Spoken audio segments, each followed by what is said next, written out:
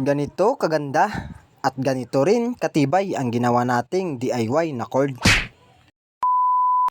So ayun kanukis, dahil merong nag-request sa atin na tutorial sa ginawa nating cord kaninang umaga. So ito na kanukis. At ayun na nga kanukis, ito lang ang kailangang ihanda. Lumang tali, lighter, at saka gunting. Let's go!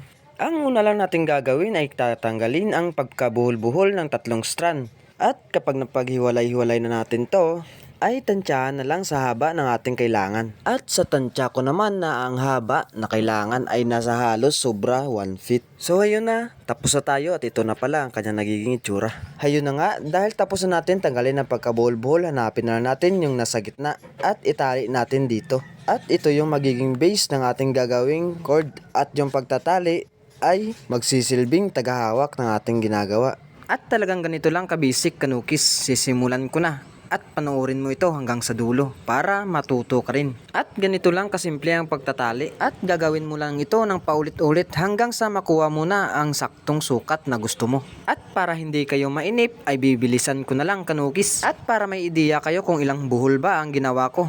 Sa kabilang buhol ay 14 at sa kabila din ay 14, at sa ganung haba ay komportable na ako dahil saktong-sakto lang sa paa ng aking mga alaga. At talaga namang nakakashish ang pag-over boys kanukis, kaya panoorin mo na lang ang video na ito.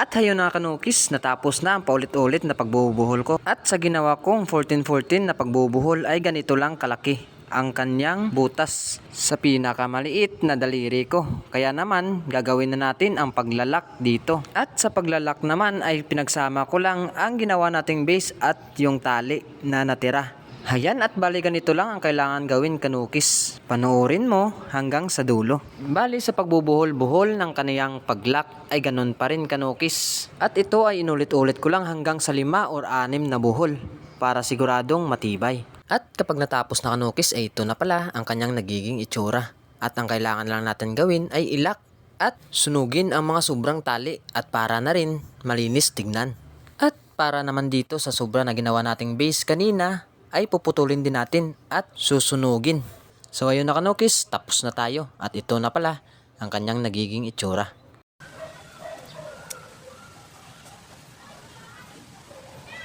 At maraming salamat sa mga nanood. Sana may natutunan kayo.